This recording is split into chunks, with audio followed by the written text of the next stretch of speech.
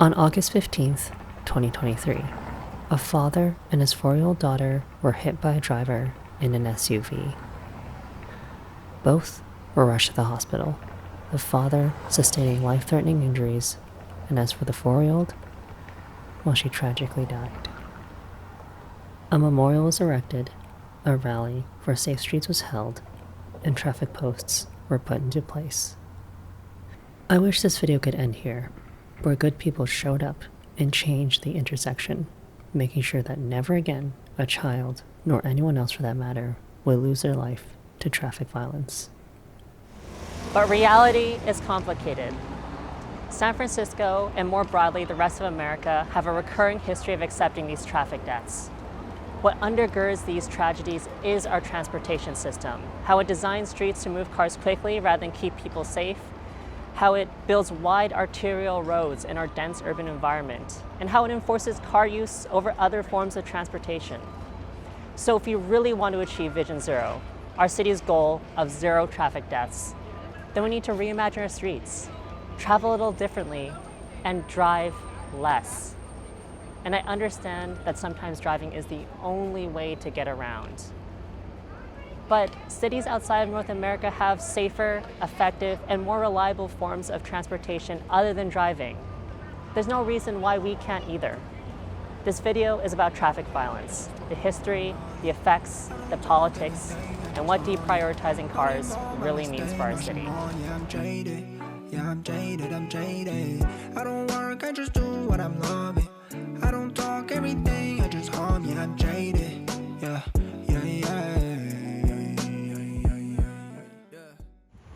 Driving is the go-to way to get around in the United States, and as a result, we have predefined notions about the purpose of streets, traffic rules, and safety. But the prevalence of cars and our norms around them weren't always guaranteed. Almost immediately, when rubber first hit the road, there was discourse and controversy. Before the 1920s, city streets were considered mixed-use, pedestrianized areas. It was normal, in fact a God-given right, to hold a conversation or play on the road. San Francisco traffic norms were even based off of a centuries-old English common law, where everyone had equal rights to use the street, so long as they didn't endanger anyone. But everything changed when the automobiles attacked. In 1910, 10,000 Model Ts were produced. In 1914, 250,000. And in 1916, there were almost 500,000. Traffic deaths followed car production, and automobile fatalities more than quadrupled from around 1,500 to 7,000 within the same time period. City inhabitants were seeing an unprecedented amount of carnage on their streets, their rights literally being ran over. So they rallied, organizing public safety campaigns known as Safety Weeks to raise awareness and urge people to follow best practices. Children, for example, were being told to stop playing on the street. As for the drivers, the newcomers, they faced extra scrutiny. In 1923, for their Safety Week, St. Louis held a memorial service for the 32 child victims killed that year by traffic violence. Hundreds gathered to commiserate, the mayor urging drivers to adhere to the standards set by the St. Louis Safety Council. And finally, a monument was unveiled, inscribed, "In memory of child life sacrificed on the altar of haste and recklessness." To many, vehicle speed was the main culprit. As the death toll kept rising, people in cities were starting to see cars as inherently dangerous. They wanted to put a leash on this metal juggernaut. And they had their chance. In 1923, 10% of all Cincinnati residents, around 42,000 people, signed a petition to forcibly limit the speed of all cars in their city to 25 miles per hour.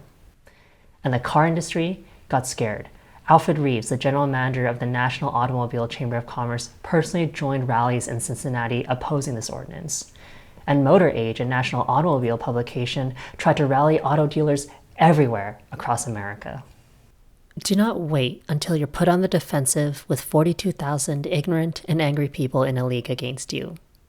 Begin today by working to organize a traffic advisory committee in your city composed of those intelligent men who have most at stake in traffic. And reorganize traffic before it gets so bad that 42,000 people in your community put you out of business.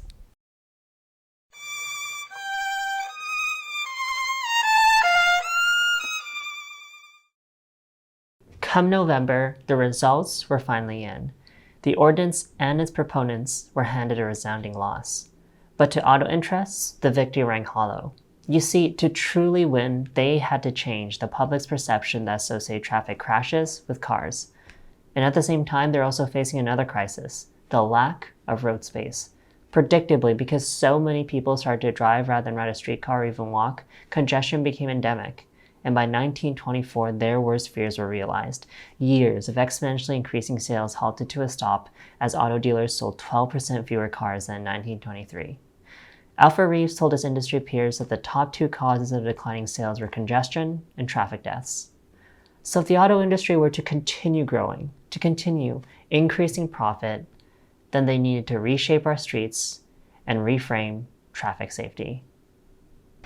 And then there's another thing that seems hard for men and women to get, and that's not to cross the street in the middle of the block. Of course, we get all this dope told to us in school, but our dads and mother get all mixed up over a little thing like wait until you come to the corner before you try and cross the street. You'd be surprised. It doesn't surprise me at all, Pete. Women are very careless that way. In 1927, Miller McClintock released his report on the street traffic control problem of San Francisco. While seen by many as a national leader for traffic control at the time, he was also the head of the Erskine Bureau, which was heavily funded by auto interests. The report introduced many of the norms we know today, formalizing streets as vehicle thoroughfares.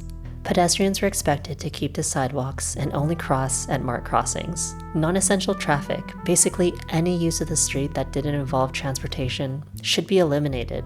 And when traffic volume on wide streets like Embarcadero became too great to manage, McClintock recommended that dedicated pedestrian underpasses or overpasses should be constructed.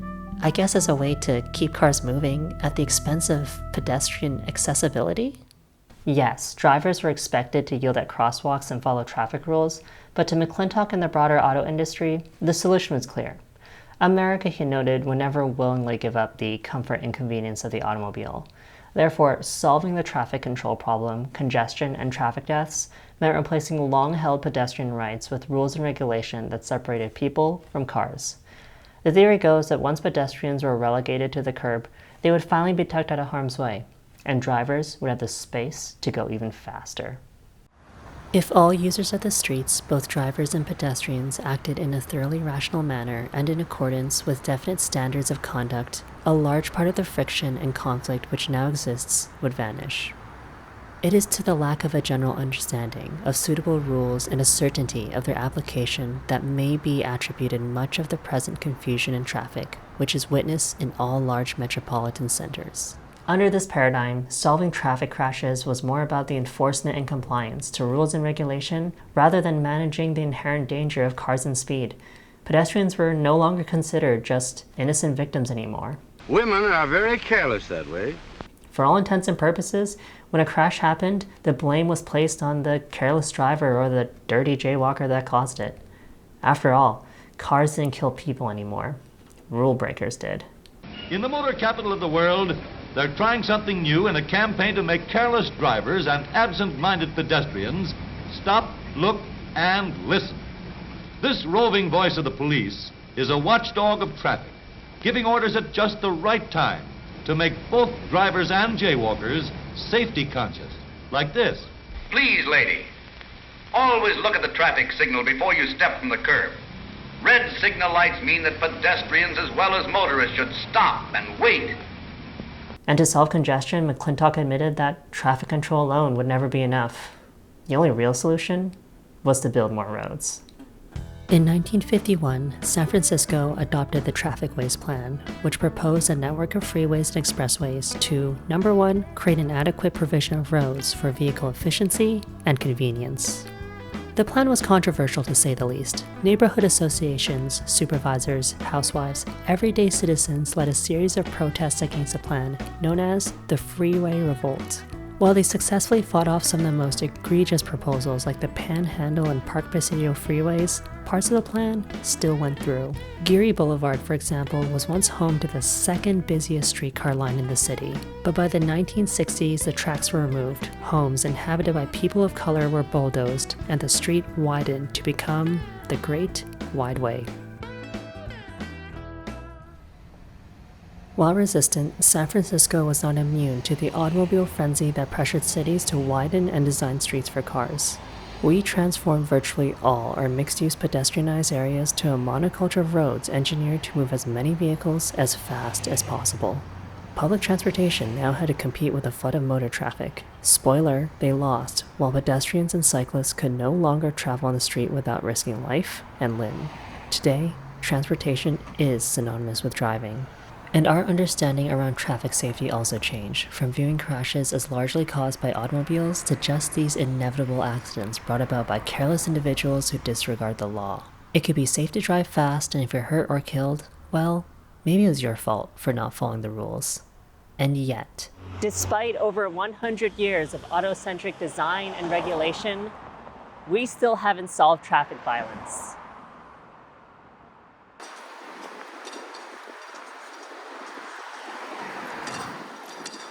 So if traffic control alone can't be our only solution to these crashes, where did our theory go wrong? How does the ubiquity of driving and the expansion of roads relate to these crashes? And why, even after advancements in technology and enforcement, that they still happen? Well, I think we should go back to square one, the car, and build our way up. what makes the automobile inherently dangerous is just simple physics: speed and mass. Higher speeds increases the potential of a deadlier crash, reduces the driver's field of view, and require quicker reaction times and longer brake distances to stop. I want to repeat that in another way because it sounds obvious, but it's not trivial. If you drive faster, you A, increase the likelihood of a crash because you perceive less of your surroundings and require more time and roadway to stop, and B, exponentially increase its severity. For example, a collision with a pedestrian at 35 miles per hour is around 20% more fatal than one at 25 miles per hour, whereas the same difference between 45 miles per hour and 35 miles per hour is around 35% more fatal. Conversely, if you reduce your speed, crashes are less likely to happen, and even if they do, they are much less devastating. Therefore, fast-moving cars in an urban setting are especially dangerous, where by being close to a dense population, you are exposing not only the driver, but also vulnerable road users like pedestrians and cyclists to more risk and harm. Let's take, for example, Fulton Street, one of San Francisco's major arterials. Here, cars are allowed to drive 30 miles per hour, which would mean there's a 22% chance a crash involving a pedestrian would be fatal. In addition to the unsafe speed, it's also Fulton's design that makes it so dangerous. There are few, if any, deterrents like pedestrian medians or narrower lanes, which signals the driver to slow down. Rather, the street's width and straightness encourages drivers to speed up. In fact, its design is so crucial in determining vehicle speed that a 25 per hour speed limit near the senior center is pretty much disregarded. So with the only real barrier being the traffic lights, Fulton implicitly tells drivers that up until the next red, they can go as fast as they want. But even worse is that this road is also close to homes, small businesses, and literally the biggest park in the city. Imagine if you want to take your kid to the park. Do you feel confident that cars would yield? Do you feel safe crossing this road at night? Let's be honest, who cares if you have the right of way? Fulton clearly isn't designed for safety, but for maximizing vehicle throughput. There is a contradiction here, where we have a thoroughfare for cars, place where many people like to gather and visit. I'll also add that this road isn't even safe for drivers or their passengers either. More than 20 people and vehicles have been injured on Fulton west of Arguello Boulevard in 2023.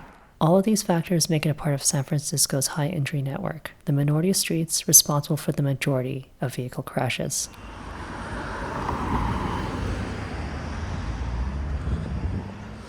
Hey, Editor Audrey here. Between shooting and releasing this video, SFMTA thankfully lowered the speed limit on this road from 30 to 25 miles per hour. While there still are crashes and injuries happening, it is a step in the right direction. Now, with that being said, let's get on with the video. Compare Fulton to a neighborhood street like this one. Here, the road is much narrower, and there are paddles to slow cars down. The design implicitly tells drivers that this isn't a major thoroughfare. This is a neighborhood for families and children. And while I definitely don't recommend doing this, I feel comfortable enough to talk about safe streets right here in the middle of the road. But I think even more poignant is comparing San Francisco's 1927 map of car crash injuries to one in 2023. I want to note that these numbers also include collisions between vehicles. And, as you can see, there are similarities. Historically, Mission Street has been a major thoroughfare connecting Daly City along with multiple other neighborhoods to downtown. While many things have drastically changed since 1927, similar to Fulton, it is still effectively designed for cars and consequentially a hotspot for crashes. Speaking of downtown, this area has been the economic engine of our city, acting as a nexus for jobs and commerce. Well, at least before the pandemic. Therefore, trains, bus lines, and roads all connect people to our urban core, making it dense with pedestrians and car traffic. And as you'd expect, this is where most of the injuries occur. What you will also notice is that crashes in the city's periphery has become more frequent throughout the years. Historically, development expanded outwards as San Francisco's population grew, and as the population grew, people in the outer neighborhoods needed transportation to jobs, schools, and much more. So, roads were expanded to handle the influx of private vehicles, and like clockwork, traffic violence soon followed. The common theme, which has persisted through all these years, is that crashes are likely to occur in populated areas like merchant corridors and dense neighborhoods, near streets designed for high traffic volume and speed. While San Francisco has made much needed improvements that saved lives, our infrastructure decisions over 70 years ago that widened and expanded roads like Geary to only just briefly solve congestion has perpetuated these crashes. As a bonus, here's also an overlay of our city's 2022 high injury network, the streets outlined in blue, on top of the map from 1927. This conclusion isn't surprising. It feels obvious to say when there's lots of people near fast-moving cars, crashes will happen. The kicker is this: our approach to solving traffic deaths primarily revolves around the individual rather than our transportation system, and our solutions reflect this attitude. To prevent distracted driving, we run education campaigns and issue tickets. To prevent traffic violations like speeding, we ask our police department to ramp up enforcement. Education and enforcement puts all the responsibility on the individual to do the right thing. And when they don't, we punish them. However, people are people. We take risks because we're overconfident in our ability or we misjudge the situation. There is a disproportionate amount of attention paid towards how a driver failed, rather than to ask, why does a street allow so many people to speed at 40 miles per hour? The bottom line, focusing on individual failures is not enough. We must also address the other underlying variables. This means implementing a safer system, safer street design, safer speeds, and real alternatives to driving. So to generalize, I want to think of traffic crashes like rolling a die. How often you drive and the length of each trip determines how frequently you roll. And when you start adding variables like the car's proximity to people, street design, vehicle type, road conditions, carelessness, phones, you name it, they all determine how likely and deadly a crash is when driving. By deprioritizing bike lanes or public transit and building busy thoroughfares like Fulton near businesses, homes, and parks, America coerces you to roll the die more frequently, and a more dangerous one at that.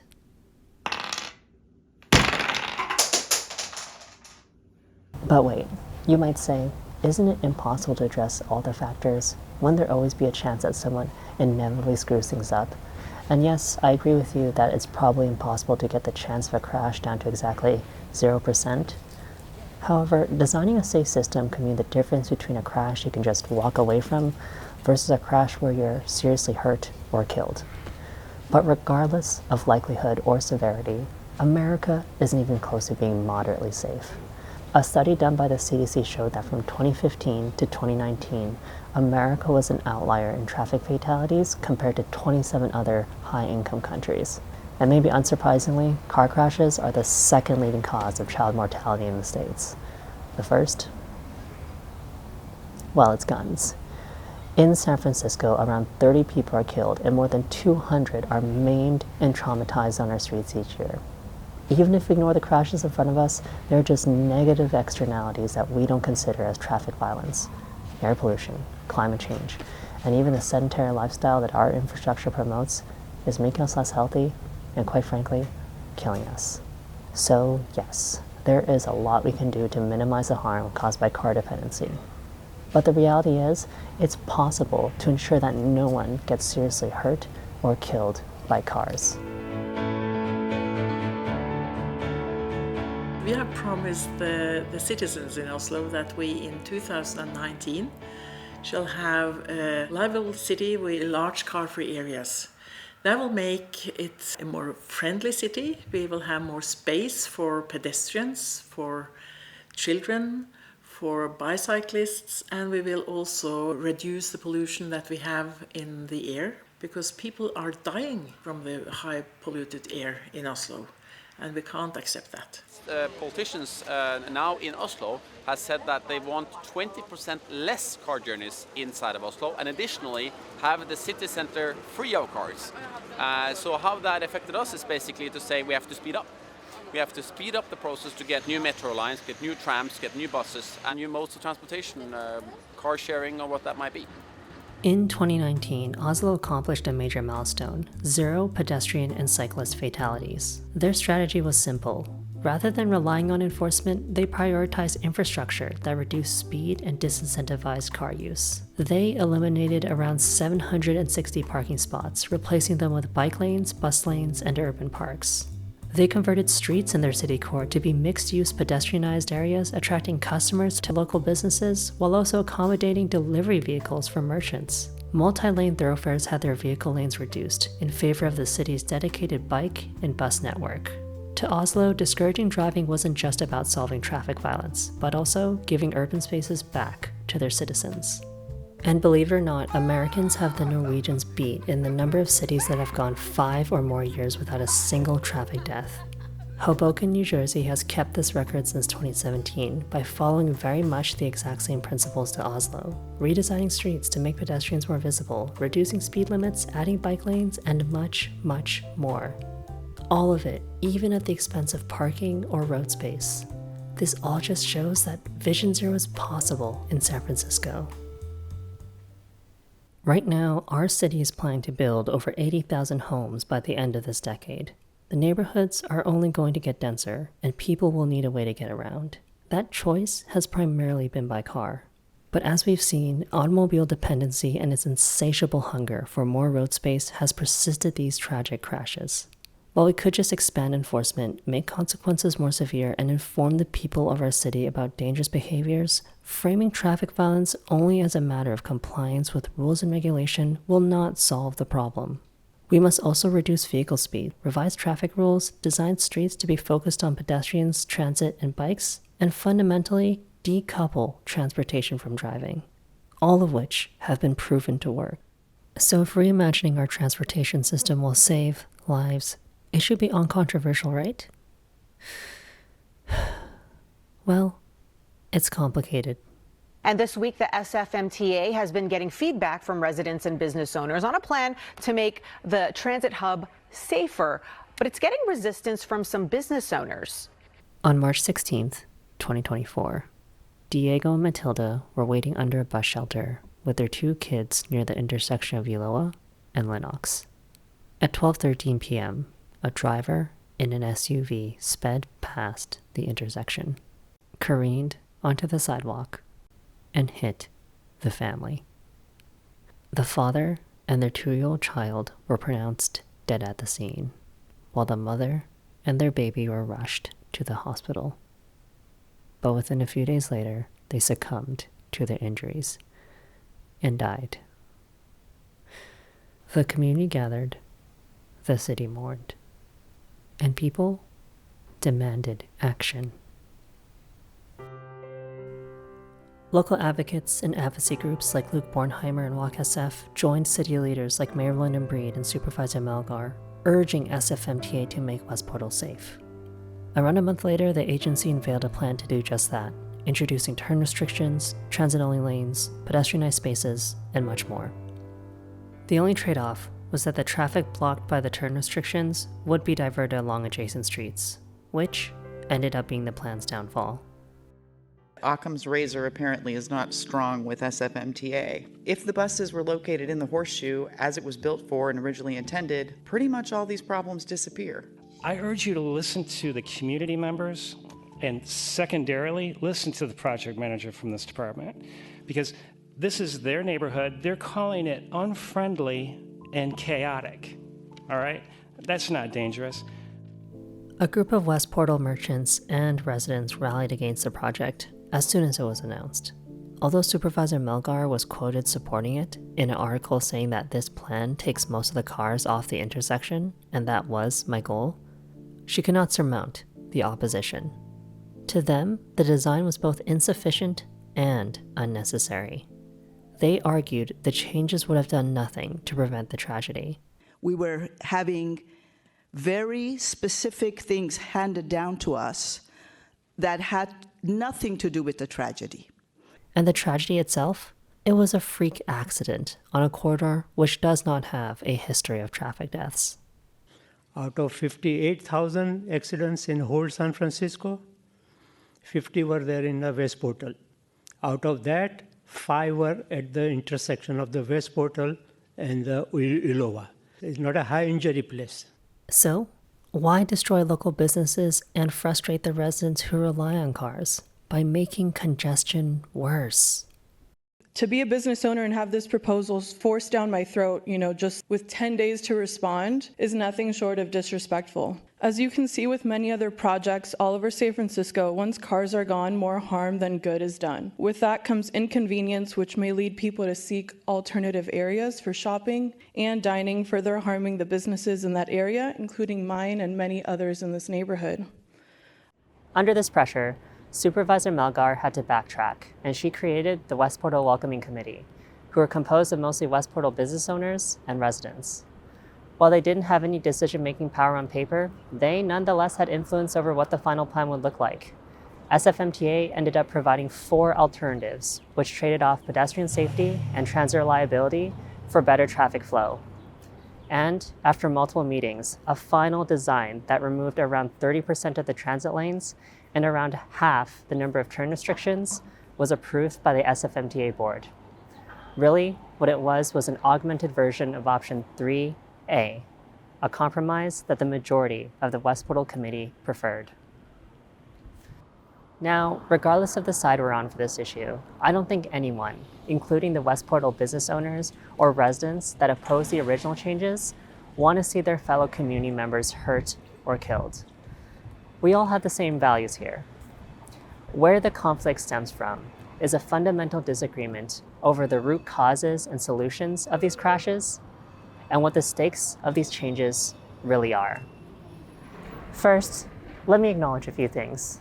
It is true that if we ignore the crash that killed the Pinto Olivier family, then yes, West Portal has fewer deaths and injuries compared to other roads in San Francisco. However, the crash did happen, making it one of our deadliest intersections. Although it is tempting to label it as a freak accident and call it a day, I don't think we treat these deaths as such if they came from a Boeing plane falling down from the sky or a school shooting. These tragedies are so horrific, but so preventable that we fight for extensive solutions to minimize and make sure they never happen again. SFMTA could have called it quits by just putting up a few bollards, but that doesn't exactly make West Portal safe. The victims could have very well been a family waiting at the opposing bus stop or a family crossing the intersection. Ultimately, crashes don't happen the exact same way at the exact same time. And with West Portal having a library, a transit station, and a merchant corridor, many people walk through this part of the neighborhood, making it a delicate area. So, considering all of this, we need to be holistic with our approach to safety. While I wish the original proposal went further, it nonetheless made the corridor safer because reducing pedestrian vehicle conflicts and traffic directly minimizes the risk of a deadly or serious crash. More broadly, traffic violence is a systemic issue that interconnects everyone in our community. Although there's a tendency to separate transit and pedestrian safety improvements into 2 separate issues, that is simply false. How we choose to get around affects people's safety wherever we travel.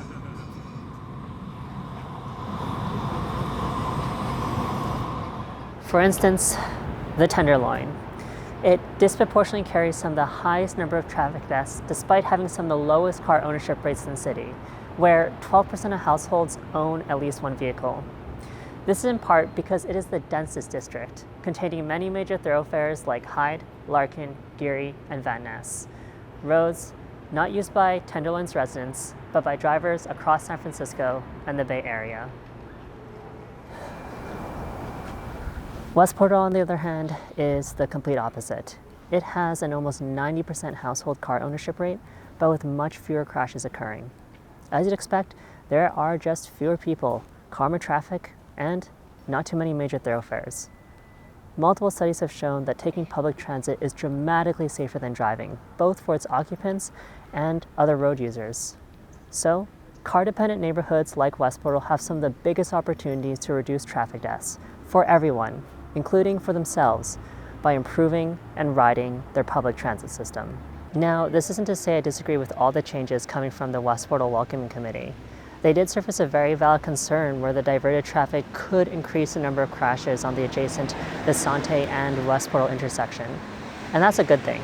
That's what community engagement should be about, where members of the public find blind spots of a city agency. But why didn't they add these changes to the original design instead of the final one, which was watered down? And if we accepted the premise that excessive car traffic could increase the number of crashes, then why didn't we choose the design which incentivized more people to take public transit? I understand there were also concerns over the economic impacts the project would have on local businesses, but I gotta be honest with you, car accessibility isn't the be-all, end-all of a merchant corridor. If that were the case, then Hayes Valley, which closes off their street to cars every week from Friday to Sunday, wouldn't have recovered from the pandemic. And San Francisco's night markets wouldn't be as popular as they are today. If I sound frustrated, that is because I am. I just don't want to see any more of my neighbors hurt or killed. I know compromise is important in politics. It's a way to build trust and move the needle forward. However, when I revisit West Portal and return to the site of the crash, I can't help but ask myself, did our city do its best to prevent the next one? At a time when we needed to reaffirm our transit first and Vision Zero policies the most, I can't help but feel that we fell short. I hope I'm wrong. But if we fail to protect our neighbors again, what will it take to implement the changes we need?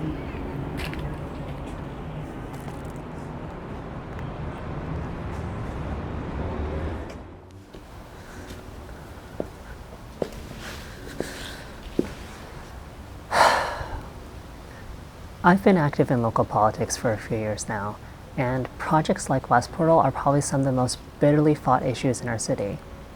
They all follow a similar pattern. Attempts to remove parking or car lanes for pedestrian, bike, and transit infrastructure rally some business owners and community members to pressure city leaders against the project. As a result, our elected and appointed officials will need to decide if they're willing to pay the political cost to get it through. But oftentimes, as we've seen, it gets either watered down or blocked entirely. And the discourse itself, it devolves to the point where we can't have a real conversation about the facts and our values. I understand with an issue that's charged, it's impossible to see eye to eye with everyone. But at the end of the day, after we've both had a chance to vent out our anger and frustration, I also want to talk. Even if you disagree with me, you're also my neighbor. We both share this city and you deserve to be heard. So let me try to understand where my neighbors like the ones from West Portal are coming from. For a lot of people, driving and mobility are the same thing. That is what car dependency is. That is what our historical policy decisions were designed to do. It is how many of us see our friends do our groceries, and after a long, exhausting day of work, return home. So it's more than just a transportation option, it's an intimate part of daily life. As intimate as I would say the place you live or the device you watch this video from. I think the reason why San Franciscans who vehemently oppose changes which affect driving fight so hard is that to them, these changes feel like an existential threat to their mobility. When a project comes along and starts redesigning the street to be more focused on buses and people, It might help transit riders and pedestrians, sure, but how will it affect them and their mobility when there aren't any adequate alternatives? The unfortunate reality is there's no way to avoid these trade-offs between our current system and safer streets. To make room for pedestrian safety improvements and alternative modes of transportation, cars will need to give way. Yes, I know, police citations are at an all-time low in the city, but they don't correlate with the number of traffic deaths. And as mentioned previously, we've already tried so many solutions which avoided changing the status quo, but they were all to no avail. At the end of the day, we each need to decide if saving the lives of our neighbors is worth more than the space we reserve for private vehicles.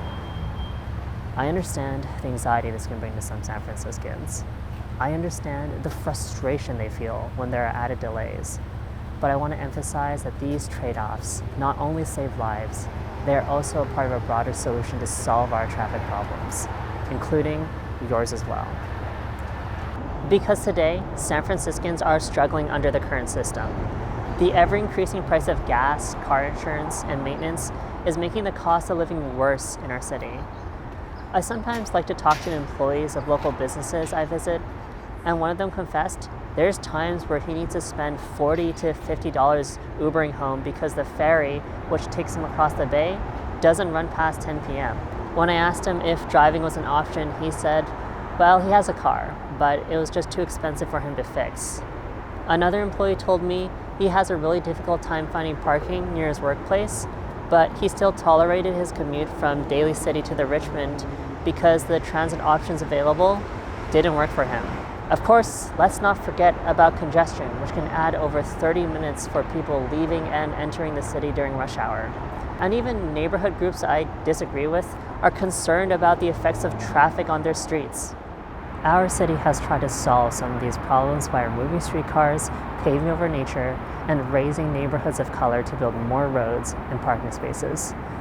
But it was never enough, and there will never be enough.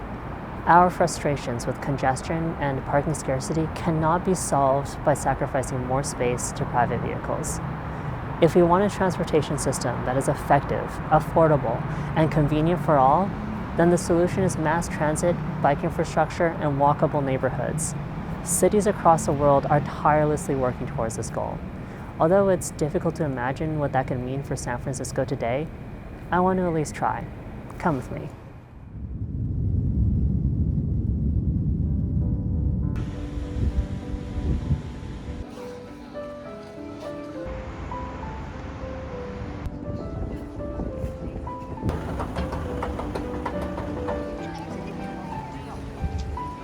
Last November, I finally had the chance to visit Amsterdam, where I was just blown away by how vibrant and convenient everything was. Imagine a tourist like me, for almost the same price as a Caltrain ticket, could travel from Amsterdam Central train station to Utrecht in just 30 minutes. That's around the same distance from 4th and King Station to Menlo Park. And when you are in Amsterdam, and I assume most cities in the Netherlands, you can get to anywhere on a bike as quickly as you would a car. I just ended up walking everywhere though to really dig into the different nooks and canals in the city. It's totally not because I was intimidated and didn't want to be seen as that tourist. But while walking, I found this massive bike-only parking garage underneath the train station, which honestly kind of blew my mind. More broadly though, I noticed there's just so many streets filled to the brim with people laughing, socializing, and really just living their lives. I say all this because Amsterdam and really the Netherlands had its own history of demolishing neighborhoods for highways and parking. Not Just Bikes has a great video about this if you want to learn more.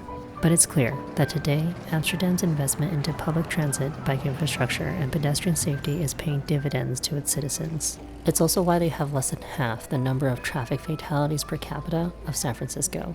Now, of course, this isn't to say the city's perfect, but considering our struggles, the slow economic recovery, the high cost of driving, congestion, and our terrible history of traffic crashes, I think we'll be just fine when we choose safer streets.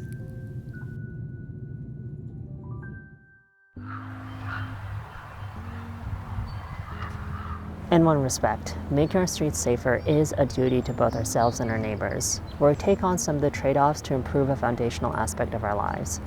I know it's not easy. I know our city has made mistakes and there are difficult challenges we need to solve, like finding a way to fund Muni's long-term operations or improving small business compensation during construction.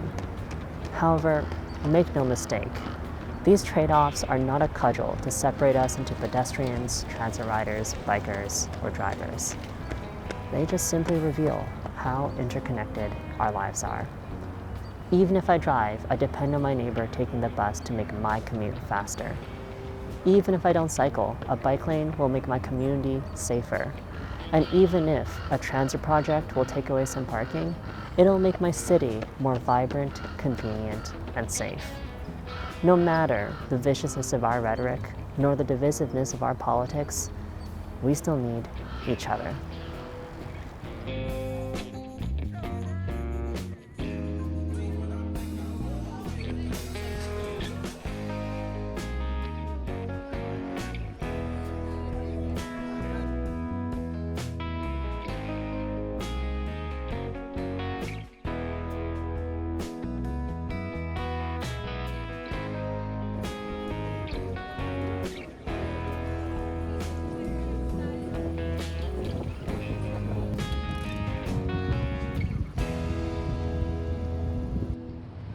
Hi everyone, my name is Jenny Yu, and this is a photo of my mother. Almost 14 years ago, my mother was crossing the street in San Francisco when a street driver hit her. She was just crossing the street, and then everything that defined her daily life and happiness ended. The speeding driver left my vibrant 60-year-old mother severely injured, including brain injuries she still suffers from today, requiring 24-hour care from me and my siblings. For a while, as my family navigated so many challenges, it felt impossible to make sense of anything. Then I started to realize something. It wasn't just my family that experienced this kind of tragedy. In fact, this was happening all the time. Every day, people like my mom were collateral damage for systems and streets designed to prioritize cars over our safety, to prioritize convenience over human life. It was a difficult realization, but it also meant that there was an opportunity to change things. And over these past 10 years, Families for Safe Streets have been part of winning campaigns for straight speed cameras, complete streets, and lower speed limits laws.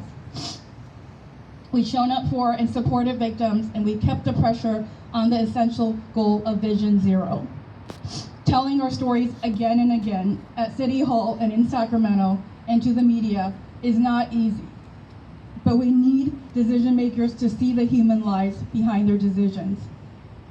So thank you for being here, for seeing us, seeing me and my family, and the precious lives cut short, and for being with us and working to end them. Thank you.